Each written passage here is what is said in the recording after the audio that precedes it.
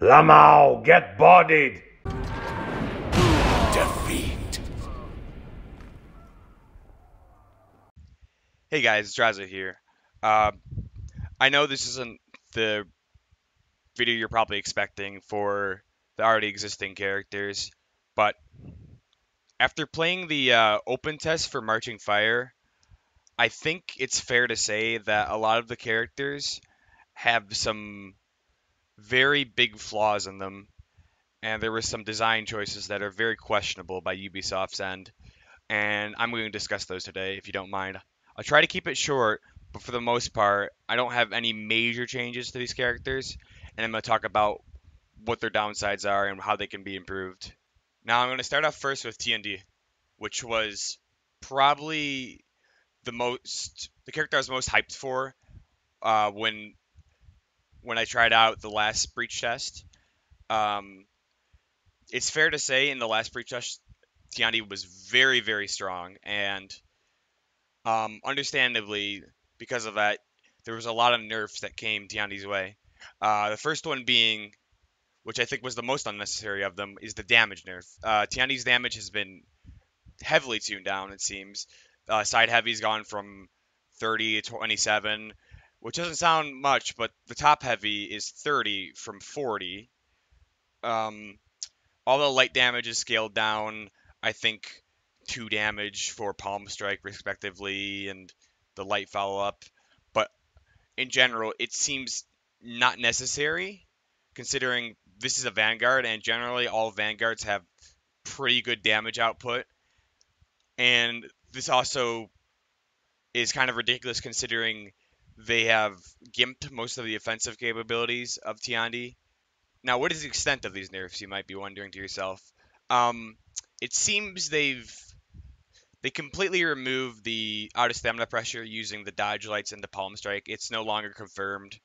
Um, the palm strike itself has utterly horrible recovery if whiffed, and you're just kind of stuck there doing nothing, helpless. Kind of like same recovery as maybe Gladiator's toe stab. Also on top of that, the dodge light and palm strike both have guard break frames now, so they can't be used to tech guard break indicators, which is good as an improvement.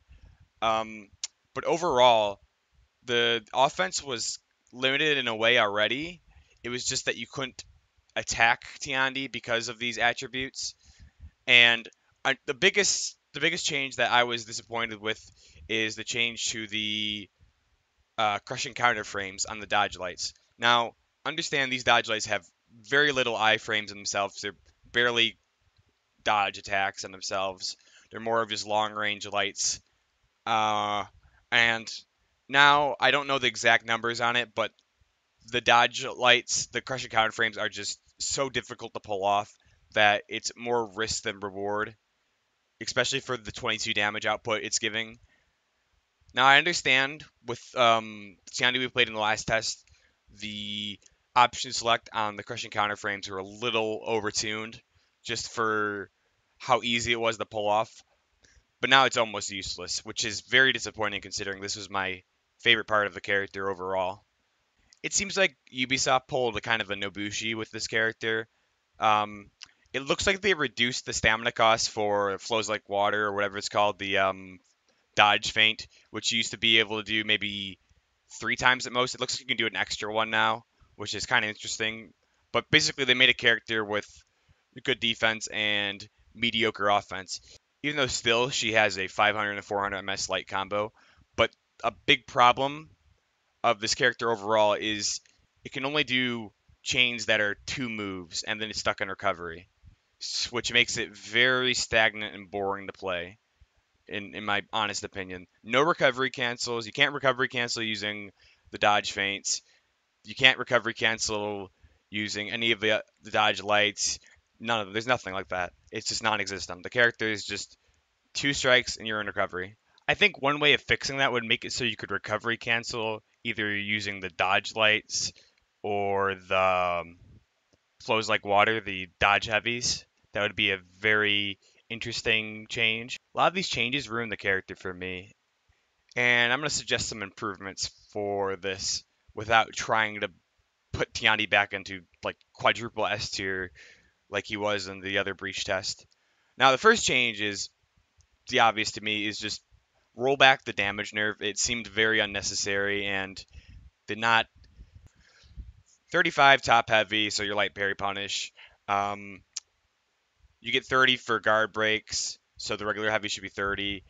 The dodge heavies can stay the same values for all I care, but the light damage should come back considering how unsafe the palm strike is now, and that should be good.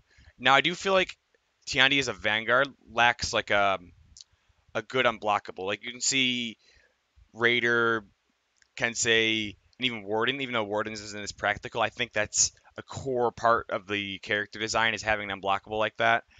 I would like to see maybe a chain to an unblockable version of one of her heavies. It would be very cool, like double heavy. The second heavy is unblockable. Now back to the Christian counters on Tiandi. These have been rendered almost useless, honestly. If you watched Freeze's video on the Tiandi and Shaolin changes from the last test to this one, you can see now that Tiandi only has 200 ms of active superior block frames for the crushing counter, and that is almost impossible to utilize, honestly. It needs to be, and I don't know if it needs to go back to where it was before. It was kind of broken for its option selecting abilities, but it needs to be better than it is now. At least go back to 400 or 300 ms of active frames, so it's actually usable without getting yourself killed. I think it's fair that the damage should stay the same if these active frames come back. If for whatever reason they decide not to, it needs to have significantly higher damage for the risk you're putting out there. Another thing I thought of is the Dragon Kick and how useless it is. Now, the Dragon Kick not confirming damage for Tiandi isn't the core of the problem. It's how you can chain into it that makes it very difficult to utilize. To start up the Dragon Kick, your heavy either has to connect with the opponent or hit their guard, which is a little stupid, you know? And it only comes after a heavy into guard break chain. Now, the palm strike is a backwards guard break input, so I don't see a reason why you can't chain the dragon kick after a light attack. Um, it seems very nonsensical to me, and it would make a good mix-up, in my opinion. So that's my suggested change for Tiandi, and it would become more of a guessing game of does he follow up with palm strike or is it a dragon kick, which might be strong. I don't know, but I think offense needs to take priority in this game over defense. And I would be willing to sacrifice some of Tiandi's defensive capability for that, if that meant the startup for iframes being widened. So maybe there's like 200 or 300 ms before the iframe startup. But I'm just throwing that out there because Tiandi was really strong in the last test, and I don't want him to be in that same place, but I do want him to be usable as an offense character and not just this character like Nobushi who excels in defense over offense. Now I've talked too much about Tiandi. I want to move on to the other three characters. So let's go into this with Shaolin, or Monk, as some people call him. Now, this character is kind of a weird fit for me. I, going to be honest, this character is not very enjoyable for me to fight. I think the biggest problem I have with fighting Shaolin is he has a 400 ms neutral light from top. It's probably more of a matter of I just have to get used to keeping my resting guard on top, but at the same time, it's kind of ridiculous thinking that Peacekeeper uses 70 stamina to use her zone attack, and Shaolin uses practically nothing to do his top light, which can also flow into his Shi stance. So I don't know what they have to do there. It's There's nothing wrong with offense in this game. It's just a little obnoxious, and the character devolves into if your guard's not on top, you just eat a top light. On top of him having the ability just to have delayed lights from any sides and stuff, because he has 500 in the 4 RMS light chain. He also has this triple light combo, which can be which is kind of useless unless you're finishing off somebody. So I suggest moving that up to 20 damage from its current 18 or maybe even 22 to make it more practical because there's no reason not to use it over a delayed light or a cheese stance flow. And on the subject of cheese stance, I want to talk about it briefly.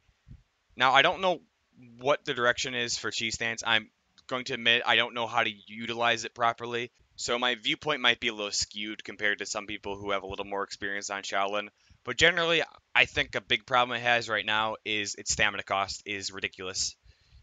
It just, as soon as you shift into cheese stance, you instantly start losing stamina. There's no reason to attack Shaolin while he's in a chi. You just keep your guard top and wait for him to go out of stamina or to shift out. He doesn't have good offense out of it too, so all he has is a 500 ms kick out of it, and that's not very useful considering it's his only option other than the top light that is hard to react to out of the chi stance. It makes it hard to do crushing counters because of it too, because you're in such a limited window of how long you can be in chi stance. So I don't know the exact values on the stamina drain, but it needs to be adjusted a little bit. Now another thing that I noticed they did is they completely removed the hyper armor on his zone attack for some reason. Um, I don't know the reasoning behind this, but maybe it was because it was too fast to have hyper armor and to trade with people, but it doesn't make sense for the successive attacks. Now, Shaolin's um, zone attack is a three-way feintable zone. Think of Highlander zone, but all stages have hyper armor. Well, they don't anymore, at least. So either I think they should bring back that from the other tech test, or the follow-up parts of the zone should have the hyper armor instead, and not just the opening one. Now, with the new changes to his chi, also comes kind of a buff that nobody's mentioned. When in chi stance, you can do dodge attacks, and in the old tech test, all dodge attacks were undodgeable, but now the only ones in the chi stance are undodgeables. But here's the catch: they can be feinted now, which is kind of strange. I don't know how I feel about the mechanic. It seems like at this point every Wu Lin character is going to have feintable dodge attacks. I'm not sure how I feel about that, but I guess it compensates for getting rid of the ability for him to dodge out of his chi stance. Do they need to change that back to where it was? I don't know. I didn't play Shaolin enough. I can't give a good opinion on it, so I'm not going to. I do need to see a change to his chi stance kick as well. Right now, it can guarantee a light, I believe, a top light, but it can also option select into a leg sweep, which I'm assuming would be for team fights, but that's not guaranteed. So it should be an option select. You either get the top light or you do the sweep. Kind of like how Lawbringer's wall splats work, where he either does a top heavy in the shove or he does a long arm if he has teammates nearby. The only other changes I'd like to see to Shaolin would be for his 44 feats. His blink second feat is it's very hard to react to, and it guarantees a light or can chain into unblockable heavy, which is if you teleport onto some dude who's in the middle of being ganked and you pop that blink, it will do some damage. And the biggest problem with blink at the moment is it has a cooldown of 35 seconds, which I think is faster than Kai at the moment, which is kind of ridiculous. So that needs to be adjusted maybe to 50 seconds, a minute even. I don't know. It does need to be adjusted. It's a little ridiculous for how strong it is. Now, let's move on to Nuxia. Now, right off the bat, a lot of people are calling this the worst character in For Honor, which I have to strongly disagree. Aramusha, Shigoki, they're still the at the bottom. Nuxia, even though her trap mechanic is not very good, she still has a 500 and a 400 and a 400 MS light chain, which is pretty good. And on the build where we play the breach test, there is no persistent guard bug, so you can't just waddle around your static guard and just randomly block 4 under MS delayed lights. Now Nuxia definitely outshines Air Musha. I don't know anyone who says Air Musha is better than Nuxia is just stupid. I'm sorry. Nuxia is way better. On top of this 504 MS light chain, she has a dodge attack which can actually punish like things like Conqueror's Bash, and that alone puts her above Aramusha. But for the most part, people are looking at her trap mechanic, which is not the best at the moment. Now, I will argue that it can catch people off guard. It's not a completely defunct mechanic. The biggest problem I have with it, from what I've seen, and this goes from my observations for the Shia and Young Yun overall, I don't have a good idea of how they should be balanced just because I haven't played them too much. But I do think the problem with Nishia's traps is they're extremely unsafe. And if you do it, there's a good chance they can just guard break on reaction. And because you're guard breaking, it puts them in. It counts as countering the trap mechanic. Basically, the way the trap mechanic works is if it randomly soft feints from a heavy into this orange glowing indicator that you have to either move your guard away, dodge, and if you try to parry, block, superior light, um, deflect, etc., it counters you and does some type of damage. I could see this mechanic working better if they add guard breaking to one of the things that gets trapped. I also think that it should soft feint into some type of dodge forward attack that can that's undodgeable or catches rolls. It needs like a roll catch, so people can't dodge roll to negate it completely, but it still can be negated by like side dashing and stuff. Because a bigger problem too is it gets out spaced and whiffs. So if the trap mechanic worked to bait out dodges and etc. and could also catch people off guard every once in a while, it would be decent. But there's some things like the zone trap, which I've never seen somebody land in the hours I've played this entire tech test. I've never seen a single person land the zone trap because the zone is just ridiculously slow, and I cannot see anybody falling for it at all. Nobody tries to parry it even. I think for one thing, since the zone is 1,000 MS, I think at the very end it wouldn't be too outrageous to make it unblockable at this last frame. Honestly, for me personally, it's too early to call a lot of major balance changes like that because we don't even have a rep on most of these characters. Hopefully, they can figure out a better solution come October because right now her trap mechanics are very bad, to say the least. Now, other adjustments I'd like to see in Nuxia is her deflects. Right now, you probably have seen Freeze's video where he shows that Nuxia's deflect can be blocked. Now, I do want to let you know this seems intended, and it's because you can change directions of the deflect. Now, that's cool and all, but I came up with a better solution to her deflects overall. She should have the aspect of the blockable deflect, but it should be like an option select deflect, like Orochi has. She should have a heavy deflect, which will be the one she has currently now, which is blockable, and that will do maybe 45, 50 damage. And then she could get another option for a light deflect, which will be an unblockable that guarantees 25, 30 damage. I would like to see that changes along with the ability to dodge cancel out of heavies so that you could make deflecting a little more easy. And overall, maybe should just be a solid character around deflects alone. The only other changes I'd like to see is to her feet Caltrap. The deployment speed is just insanely fast, and it's not telegraphed at all. It's just there. She can even do it while running, and it's just, oh, Caltraps, okay. And there either needs to be an animation where it shows her placing it, or a longer delay, because it's just ridiculous how fast you can throw those things down. Now, on to the big meme man, Jiang Jun. Uh, he is exactly what I expected to be. He doesn't have good 1v1 moves, but he has a lot of momentum for team fights. He's still not the best team fighter, but he is definitely fun to play. Um, he lacks some 4v4 just because he has no hard CC outside of choke.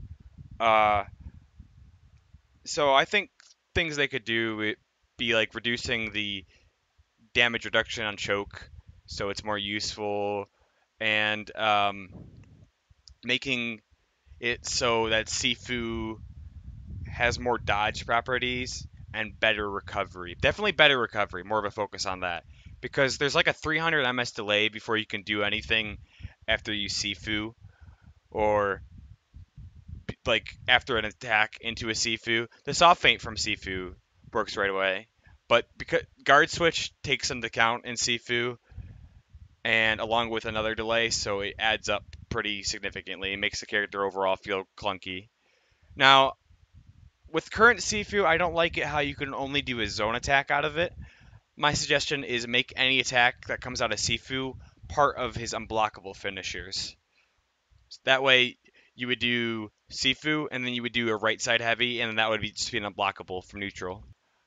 I haven't ironed out how to play Young Yoon optimally, but for the most part, he seems to have decent potential for just momentum fighting, other than some obvious downsides, like mentioned. Just making his momentum flow better would make him a lot more fun to play. And this goes back to where I was with Tiandi. Just it just has to flow better, really, is my biggest issue with these characters at the moment. The only other changes I would like to see, again with Nuxia, there's some feat nerfs I would like to see with Yang Yun, especially with his tier 3 feat. I don't remember the name of it, but it's basically a second wind, but for everybody in his radius. And if there's more enemies involved in the team fight, this healing buff gets stronger. And this healing buff is already like, I want to say it's a bar and a half base. So it's almost as good as Second Wind on its own, but it heals a bunch of other people and it has a decent cooldown. It does have a long startup. They did do a good job of balancing that. But for what it is, it's very, very good. And it wins a lot of team fights on the heal point where basically all the death balling in Breach happens. Breach overall needs to have 2 healing points or make it so that you can get health from minions in some little capacity because at the moment it's just who controls the health point and it just evolves into this big giant team fight where Yang Yun is just dropping his healing feat down and everybody gets healed instantly and then they win the team fight because they have infinite health. Also, his fourth feat is good for the same situation because it basically puts a radius down that stuns everybody, and people who walk into it go instantly out of stamina. And it's kind of aids. It's basically a fourth tier feat Kai in a radius. And I think it needs a cooldown nerf because you could use it so frequently once you get it. But yeah, that's all I have to really talk about for the Wu Lin. I know this isn't like this is off track and you probably weren't expecting this, but I will get working on the usual videos soon, and hopefully those will be out. I'd like to thank you all guys for your support, and please give me feedback if you agree or disagree, or if you have any other ideas, because I did not get to play these characters extensively enough to give entire opinions, and I will miss details. I will miss a lot of details. I look forward to making more videos for you guys. So once again, thank you, and see you later, guys.